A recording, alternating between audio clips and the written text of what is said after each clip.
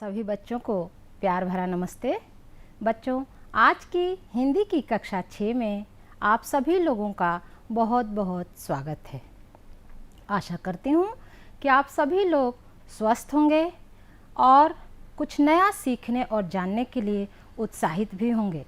तो आइए आज हम पढ़ते हैं अपनी पाठ्य पुस्तक मंजरी का पाठ 13, जिसका शीर्षक है अमर शहीद भगत सिंह के पत्र। इसके रचयिता यानी इस पाठ के लेखक भगत सिंह ही हैं। इस पाठ में उनके लिखे 2 पत्रों को दिया गया है। उन पत्रों को पढ़ने से पहले आइए जानते हैं कि पत्र क्या होते हैं। पत्र एक लिखित और स्थायी संदेश होते हैं। पत्र के माध्यम से हम अपने सगे संबंधियों, संस्थानों को अपने संदेश भेज सकते हैं। प्राचीन समय में पत्र के द्वारा ही व्यक्ति अपने भावों और संदेशों को एक दूसरे तक पहुंचाता था, लेकिन आधुनिक समय में mobile, internet, WhatsApp, Snapchat, email के आ जाने से इसका प्रयोग कम हो गया है, लेकिन महत्व कम नहीं हुआ है। आज भी हम अपने विद्यालय में अवकाश लेने के लिए प्रार्थना पत्र लिखते हैं। किसी कार्यालय से किसी काम को करवाने के लिए भी हम पत्र लिखते हैं। पत्र लिखने से पहले कुछ हमको सावधानियां बरतनी होती हैं, कुछ विशेष बातों का ध्यान रखना होता है, जैसे कि पत्र का उद्देश्य हमेशा स्पष्ट होना चाहिए। पत्र की भाषा सरल और स्पष्ट होनी चाहिए। पत्र संक्षिप्त होना चाहिए। पत्र की शुरुआत और अंत आकर्षक होना चाहिए। पत्र में प्रेषक और प्राप्तकर्ता का पता भी स्पष्ट होना चाहिए। पत्र में विराम चिन्हों का भी ध्यान रखना चाहिए। पत्र लिखने के बाद एक बार हमें अवश्य पढ़ लेना चाहिए। पत्र जिसको लिख रहे हैं उसकी उम्र के अनुसार उचित शब्दावली का भी उपयोग हमें करना चाहिए। प्राचीन समय में जो पत्र चलते थे, आइए हम उसके नमूनों को भी देखते हैं। देखिए, जैसे कि ये अंतर्देशीय पत्र है। इसको हम 2 जगहों से फोल्ड करते थे और इसमें अपना समाचार लिखकर प्राप्तकर्ता का पता लिखकर प्रेषित कर देते थे। दूसरा है पोस्ट कार्ड, जिसमें कि किसी छोटे संदेश को लिखा जा सकता था और प्रेषित कर दिया जाता था। अगर हमारा पत्र लंबा हो, समाचार अधिक हो, तो हम लिफाफे पर पेज पर लिख करके लिफाफे में डालकर उस पत्र को प्रेषित करते थे। पत्र मुख्यतः 2 प्रकार के होते हैं।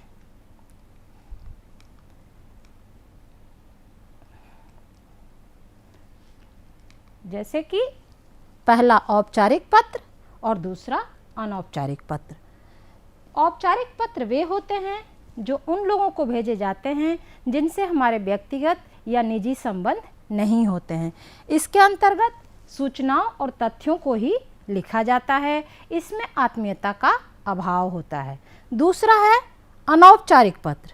यह पत्र उन लोगों को लिखा जाता है जिनसे हमारे निजी या व्यक्तिगत संबंध होते हैं, जैसे कि हमारे माता पिता, दादा दादी, भाई बहन या मित्रों को लिखे जाने वाले पत्र अनौपचारिक पत्र के अंतर्गत आते हैं। अनौपचारिक पत्र में शब्दों की संख्या असीमित हो सकती है, यह कितना भी बड़ा हो सकता है। इसमें हम अपने सुख दुख का विवरण भी ब्यौरे के साथ लिखते हैं। पत्र के प्रकार जानने के बाद आइए इसके प्रारूप को हम जानते हैं। तो सबसे पहले औपचारिक पत्र। देखिए, इसमें सबसे पहले हम लिखते हैं जिसे पत्र लिखा गया है। मान लीजिए कि यदि हम अपने प्रधानाध्यापक को पत्र लिखते हैं तो हमें प्रधानाध्यापक और स्कूल का नाम और पता लिखना होता है। इसके बाद हम विषय लिखते हैं कि किस संबंध में पत्र हमने लिखा है, वो विषय यहाँ पर लिखते हैं। उसके बाद हम प्रधानाध्यापक को संबोधन करते हैं, महोदय या महोदया या मान्यवर लिखते हैं। इसके बाद हम पहले अनुच्छेद में कारण लिखते हैं कि किस कारण से हमने पत्र लिखा है। उसके बाद आभार व्यक्त करते हैं कि उस काम के लिए आभार, धन्यवाद देते हैं। और उसके बाद पत्र प्राप्तकर्ता से जो हमारे संबंध होते हैं, जैसे कि यदि हम अपने अध्यापक को लिख रहे हैं तो आपका आज्ञाकारी या आपका शिष्य, या अपने बराबरी वाले व्यक्ति को लिख रहे हैं तो भवदीय या भवदिया लिखते हैं, और सबसे अंत में दिनांक का उल्लेख करते हैं। तो इस तरह से हम औपचारिक पत्र लिखते हैं। आप लोग समझ रहे हैं। इसके बाद हम अनौपचारिक पत्र का प्रारूप देखते हैं। इसमें सबसे पहले पत्र लिखने वाले का पता लिखा जाता है। जैसे कि यदि मैंने पत्र लिखा है तो मेरा यहाँ पर पता आएगा। उसके बाद दिनांक आती है, जिस तारीख को पत्र लिखा गया है।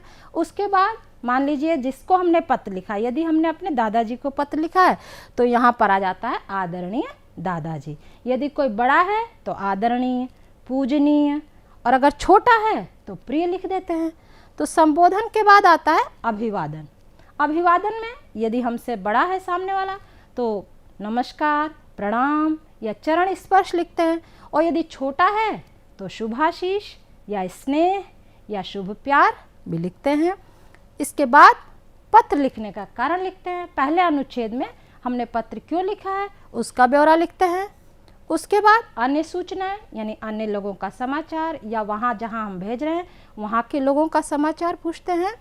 सबसे तीसरे अनुच्छेद में पत्र का समापन करते हैं, और उसके बाद पत्र लिखने वाले से संबंध, यानी मैंने अपने दादाजी को यदि पत्र लिखा है तो हमारा दादा पोती का संबंध है, तो यहाँ पर हम लिखते हैं आपकी पोती, और सबसे अंत में जो व्यक्ति पत्र लिखता है उसका नाम आ जाता है। तो आपने अनौपचारिक पत्र को भी लिखना अच्छी तरह से सीख लिया है। अब हम पाठ के रचनाकार सरदार भगत सिंह के जीवन के बारे में जानते हैं। सरदार भगत सिंह का जन्म 28 सितंबर सन 1907 को पंजाब के लायलपुर गांव में हुआ था, जो कि अब पाकिस्तान में स्थित है। इनके पिता का नाम किशन सिंह और माता का नाम विद्यावती था। सरदार भगत सिंह बचपन से ही क्रांतिकारी विचारधारा के थे। बड़े होकर ये ब्रिटिश साम्राज्य को उखाड़ फेंकना चाहते थे। सरदार भगत सिंह का नाम चंद्रशेखर आज़ाद, राम प्रसाद बिस्मिल और अशफाक उल्लाह खां की तरह बड़े आदर के साथ लिया जाता है। Sardar Bhagat Singh Hindustan social republican army के सदस्य थे। साइमन कमीशन का बहिष्कार करने के सिलसिले में पंजाब केसरी लाला लाजपत राय पर पुलिस ने प्राणघातक प्रहार किया था।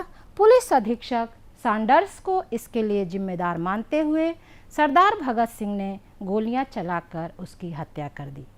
इसी सिलसिले में अन्यायपूर्ण ढंग से ब्रिटिश सरकार ने सरदार भगत सिंह को 23 मार्च सन 1931 को फांसी की सज़ा दी। इस दिन को हम शहीद दिवस के रूप में भी मनाते हैं।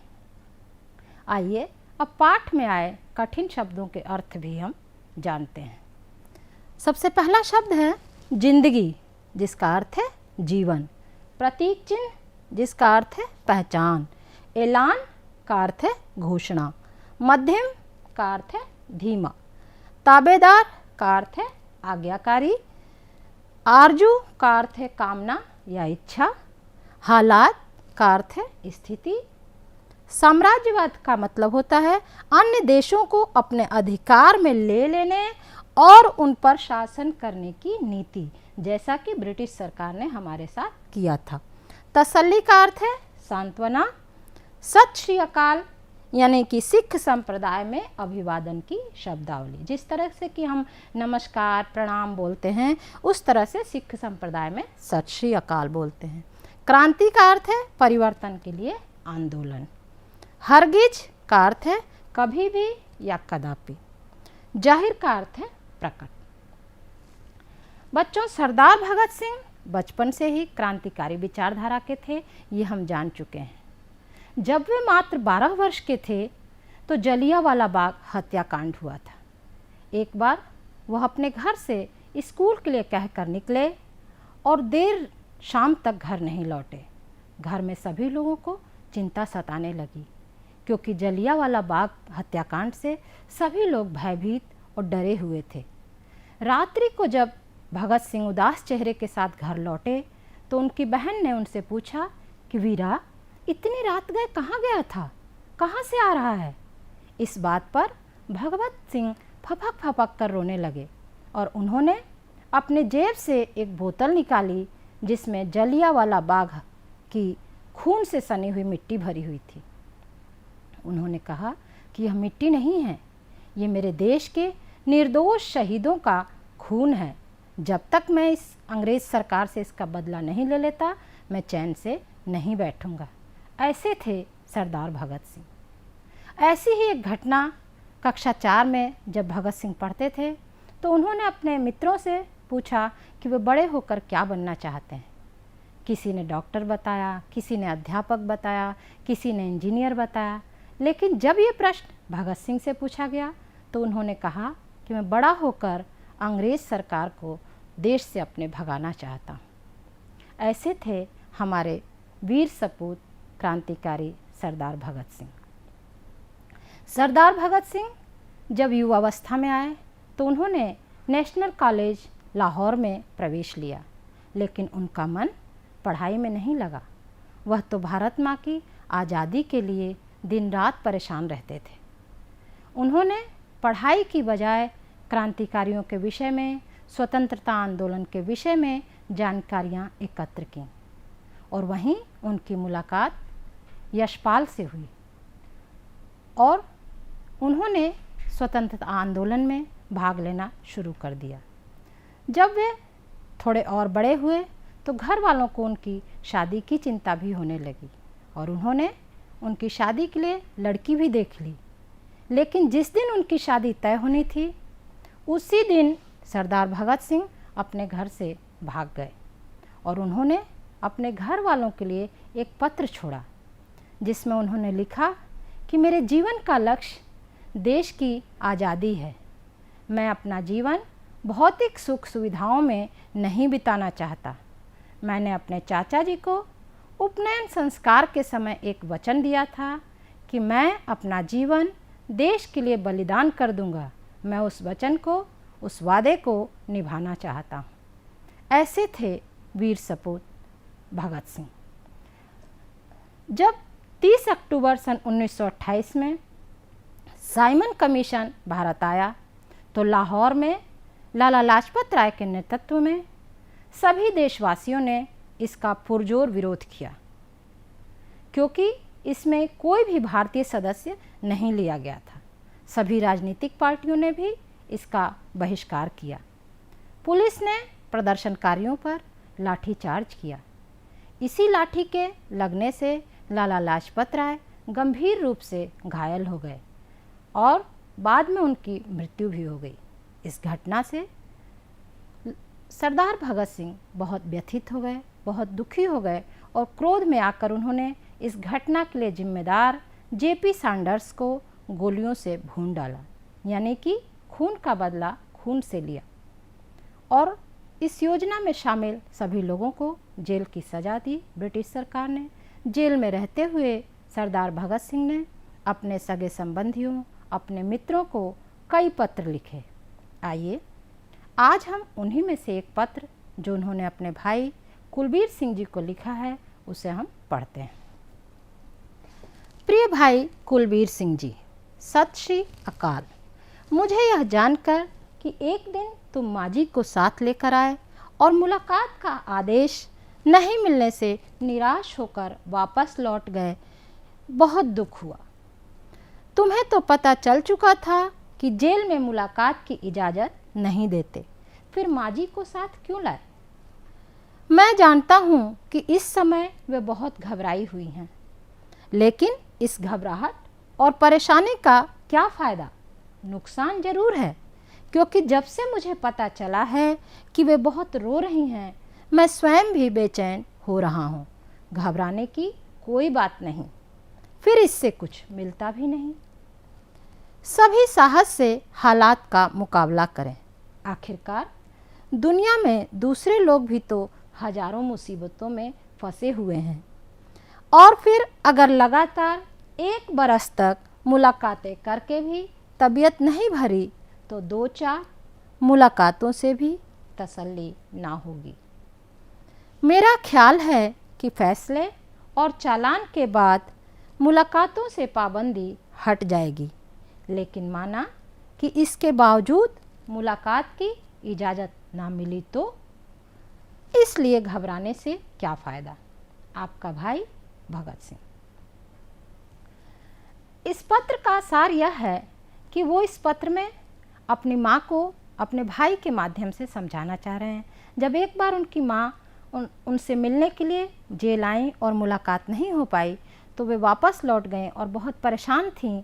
उनको तसल्ली देते हुए उन्होंने अपने भाई कुलबीर सिंह जी को पत्र लिखा कि माँ से कहिए कि घबराने की कोई बात नहीं, इस हालात से हिम्मत के साथ, साहस के साथ हमें मुकाबला करना पड़ेगा।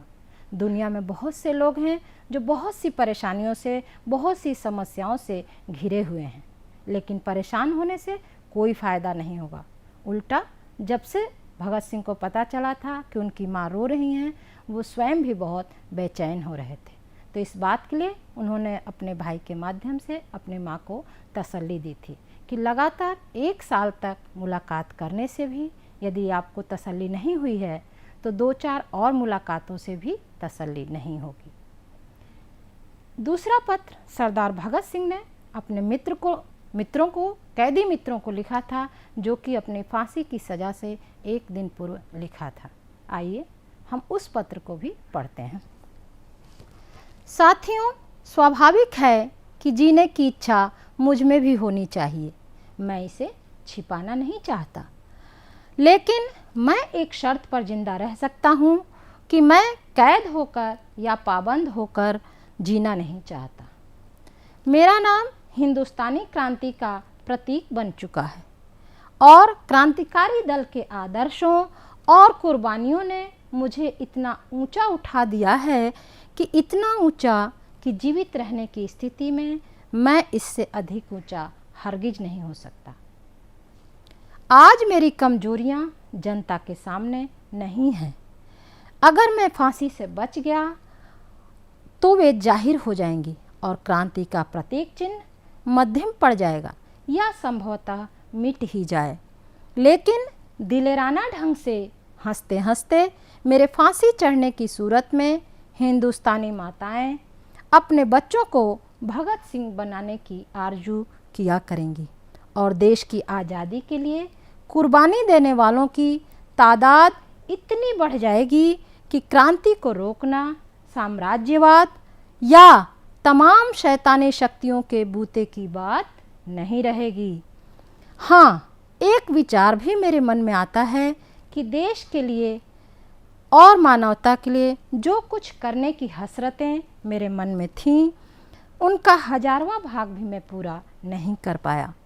अगर स्वतंत्र जिंदा रह सकता तब शायद इन्हें पूरा करने की कोशिश करता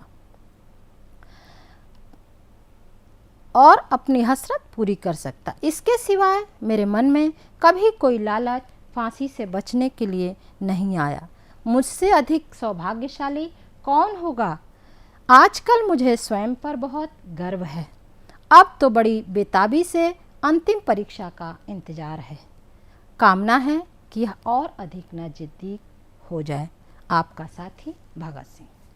बच्चों, आपने इस पत्र में देखा कि भगत सिंह किस तरह से फांसी पर हंसते हंसते झूलना चाहते हैं। वो कहते हैं कि मेरा नाम क्रांतिकारी का प्रतीक बन गया है। अगर मैं फांसी पर नहीं चढ़ता हूँ तो यह प्रतीक चिन्ह मध्यम पड़ जाएगा। अगर मैं फांसी पर चढ़ जाऊँगा तो हिंदुस्तान की सभी माताएं अपने बच्चे को भगत सिंह बनाने की आरजू किया करेंगी और मैं चाहता हूँ कि यह कुर्बानी, यह बलिदान इतना अधिक हो जाए, इतना अधिक बढ़ जाए कि कोई भी शैतानी ताकत, कोई भी साम्राज्यवाद उसको रोक ना पाए। इसलिए भगत सिंह फांसी पर झूलना चाहते हैं। भगत सिंह कहते हैं कि मैं कैद होकर या पाबंद होकर जिंदा नहीं रहना चाहता और इस समय भगत सिंह जेल में हैं। जेल से रहकर उन्होंने पत्र लिखा है। भगत सिंह कहते हैं कि अपने देश के लिए, मानवता के लिए मेरे अंदर बहुत कुछ इच्छा है करने के लिए, लेकिन मैं उसे नहीं कर पाया। बस इसी बात का मुझे अफसोस है। अगर मैं स्वतंत्र जिंदा बचता तो उसके लिए मैं काम करता, लेकिन पाबंद होकर या कैद होकर भगत सिंह जिंदा नहीं रहना चाहते हैं। अंत में वे कहते हैं कि मेरा नाम हिंदुस्तानी क्रांति का प्रतीक बन चुका है और क्रांतिकारी दल के आदर्शों और कुर्बानियों ने मुझे बहुत ऊंचा उठा दिया है। तो आपने उनके पत्र को पढ़कर समझ लिया कि वे कितना देश के प्रति प्रेम करते थे, देश के लिए कितना त्याग और समर्पण का भाव उनके अंदर कूट कूट कर भरा था। उनके पिता और चाचा भी देश के लिए जेल गए, स्वतंत्रता आंदोलन में भाग लिए। पत्र को पढ़ने के बाद आइए हम पाठ से संबंधित प्रश्नों को देखते हैं जो आप अच्छी तरह से समझ चुके हैं। पहला प्रश्न है कि भगत सिंह ने अपने पत्र में माँ के लिए क्या संदेश भेजा। तो उत्तर आप समझ चुके हैं क्योंकि पत्र को आपने बहुत अच्छे से सुना है। फिर भी चलिए हम देखते हैं।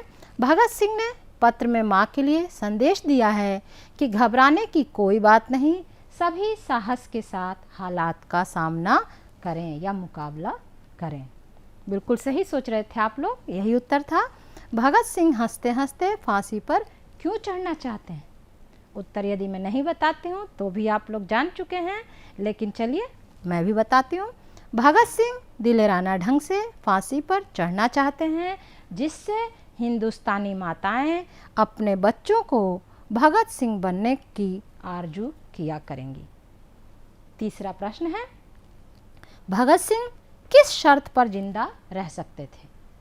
उत्तर है कि भगत सिंह ने इस शर्त पर जिंदा रहने की इच्छा प्रकट की कि वो स्वतंत्र या पाबंद होकर जिंदा नहीं रहना चाहते थे। वे देश के लिए, मानवता के लिए बहुत कुछ करना चाहते थे, लेकिन इसके लिए उनका स्वतंत्र होना आवश्यक था, इसलिए उन्होंने ये शर्त रखी थी।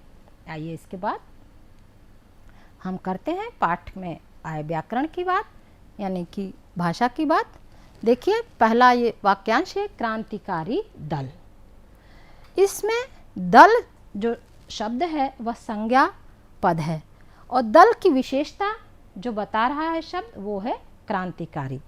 तो क्रांतिकारी शब्द क्या है? विशेषता बता रहा है, इसलिए विशेषण है। आप लोग विशेषण के बारे में इससे पहले की कक्षाओं में बहुत अच्छी तरह से जान चुके हैं। तो अब निम्नांकित शब्दों को हम पढ़ते हैं और उसमें विशेषण शब्दों को छांटते हैं। बिल्कुल ठीक। देखिए पहला शब्द है प्राणघातक प्रहार। तो ये प्रहार शब्द जो है ये इसकी विशेषता क्या है कि ये कैसा है? प्रहार, प्राण घातक। तो प्राण घातक शब्द क्या हो गया? बिल्कुल सही, विशेषण। बहुत सही बताया आपने। दूसरा शब्द है इसी कड़ी में दृढ़ कामना। तो कामना कैसी है? क्या है विशेषता कामना की? कि कामना दृढ़ है, इसलिए दृढ़ क्या हो गया? बिल्कुल सही, विशेषण। बहुत अच्छा। अगला है अंतिम परीक्षा। तो परीक्षा कैसी है? अंतिम, यानी परीक्षा की विशेषता हो गई कि वो अंतिम है, इसलिए अंतिम क्या हो गया? बिल्कुल सही, विशेषण। अगला शब्द है हमारा शैतानी शक्तियाँ। शक्तियाँ कैसी हैं? शैतानी, राइट। तो शैतानी शब्द क्या हो गया? विशेषण हो गया। इसी कड़ी में अगला शब्द है हिंदुस्तानी माताएं। तो माताओं की विशेषता क्या है? कैसी हैं माताएं? बिल्कुल सही, हिंदुस्तानी। तो हिंदुस्तानी शब्द हो गया विशेषण। बहुत अच्छा, आप लोग तो बहुत सही जवाब दे रहे हैं। चलिए आगे जानते हैं हम भाषा की बात में ही योजक चिन्हों के बारे में। बच्चों कई बार दो शब्दों को एक साथ बोला जाता है जबकि उनके अर्थ भिन्न भिन्न होते हैं। तो ऐसे शब्द जो एक साथ बोले जाते हैं और अर्थ भिन्न भिन्न होते हैं उन शब्दों को हम शब्द युग्म कहते हैं और इसमें योजक चिन्ह का इस्तेमाल करते हैं। तो अब योजक चिन्हों का इस्तेमाल कहाँ कहाँ होता है, किस स्थिति में होता है, आइए हम उसको समझते हैं। पहला देखिए, दो शब्दों के बीच में और के स्थान पर जहाँ और आया हो उस और को हटाकर जब योजक चिन्ह का इस्तेमाल होता है। जैसे देखिए माता पिता, तो माता और पिता लिखते हैं लेकिन यहाँ और शब्द को हटा दिया है और योजक चिन्ह का इस्तेमाल कर दिया है। इसी तरह रात और दिन, तो रात और दिन में और हटा दिया और योजक चिन्ह का इस्तेमाल कर दिया। तो एक प्रकार ये हो गया। दूसरा प्रकार है कि पुनरुक्त शब्दों के बीच, पुनरुक्त यानी जो शब्द दो बार आता है, जैसे कि छोटी छोटी या धीरे धीरे, आगे आगे, इस तरह से कई शब्द जो एक जैसे होते हैं और दो बार आते हैं उनके बीच भी हम योजक चिन्ह का इस्तेमाल करते हैं।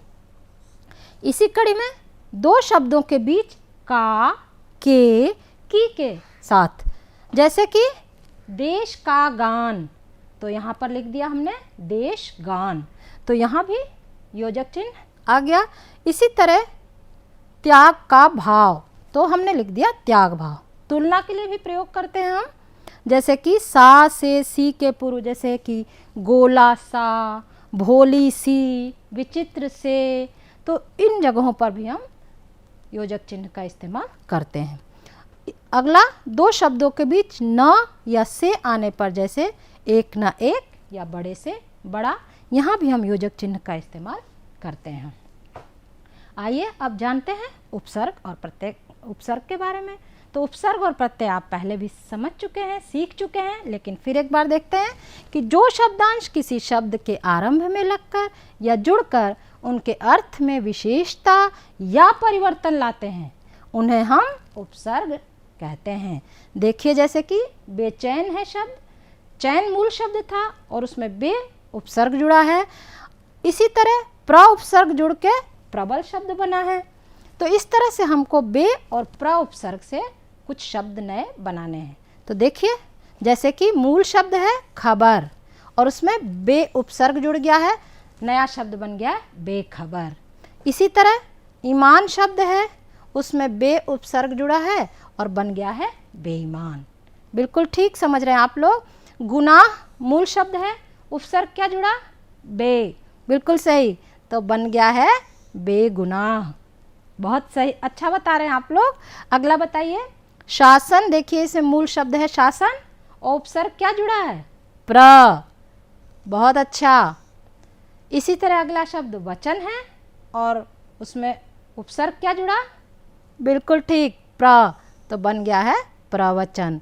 इसी तरह दर्शन मूल शब्द है और उसमें जुड़ गया है प्र उपसर्ग, तो बन गया है प्रदर्शन।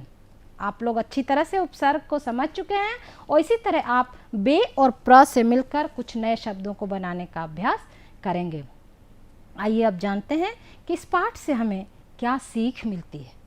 बच्चों, अमर शहीद भगत सिंह के पत्र पाठ से हमें यह सीख मिलती है कि हमें अपनी मातृभूमि की रक्षा प्राणों से बढ़कर भी करनी चाहिए। कुछ एक कवि की कुछ पंक्तियाँ आपके साथ साझा करना चाहती हूँ कि विश्वत रेखा का वासी जो जी लेता नित हाँफ हाँफ कर, रखता है अनुराग अलौकिक वह भी अपनी मातृभूमि पर। ध्रुववासी जो हिम में तम में जी लेता नित काँप काँप कर देता है प्राण निछावर वह भी अपनी मातृभूमि पर। तो पंक्तियों का अर्थ भी जान लीजिए कि विश्वत रेखा का वासी यानी भूमध्य रेखा के आसपास रहने वाला व्यक्ति जो प्रचंड धूप और गर्मी से परेशान रहता है, हलकान रहता है, लेकिन मातृभूमि पर वो भी अपने प्राण न्यौछावर करने के लिए तैयार रहता है। इसी तरह ध्रुवों पर रहने वाले लोग बर्फ़ से घिरे रहते हैं, ठंड से परेशान रहते हैं, लेकिन ज़रूरत पड़ने पर अपनी मातृभूमि पर न्यौछावर होने के लिए तैयार रहते हैं। आपने सुना होगा जननी जन्मभूमिश्च स्वर्गादपि गरीयसी, यानी जननी और जन्मभूमि स्वर्ग से भी बढ़कर होती है। इसकी रक्षा के लिए हमें सदैव तत्पर रहना चाहिए। अब हम कक्षा के अंतिम चरण में हैं और जाने से पहले, आपसे विदा लेने से पहले आपके लिए कुछ गृह कार्य। देखिए, पहला प्रश्न है, अपने छोटे भाई की सफलता पर शुभकामनाएं देते हुए आपको एक पत्र लिखना है। पत्र लिखना आप लोग अच्छी तरह आज सीख चुके हैं। दूसरा प्रश्न है, किन्हीं दो क्रांतिकारियों, जैसे कि भगत सिंह क्रांतिकारी हैं, इसी तरह किन्हीं अन्य दो क्रांतिकारियों के चित्र सहित आपको जानकारी एकत्र करनी है। तीसरे प्रश्न में, वर्तमान में पत्र के अलावा और कौन कौन से माध्यम हैं जिसके द्वारा हम अपने संदेशों को भेजते हैं, उन माध्यमों को आपको लिखना है। चौथे प्रश्न में, महापुरुषों के नारों को आपको नाम के साथ संकलित करना, यानी कौन सा नारा किस महापुरुष ने दिया है, इसको आपको संग्रह करना है। आज की कक्षा में प्रतिभाग करने वाले सभी बच्चों को बहुत बहुत धन्यवाद। अगली कक्षा में अगले पाठ के साथ हम पुनः मिलेंगे, तब तक के लिए धन्यवाद।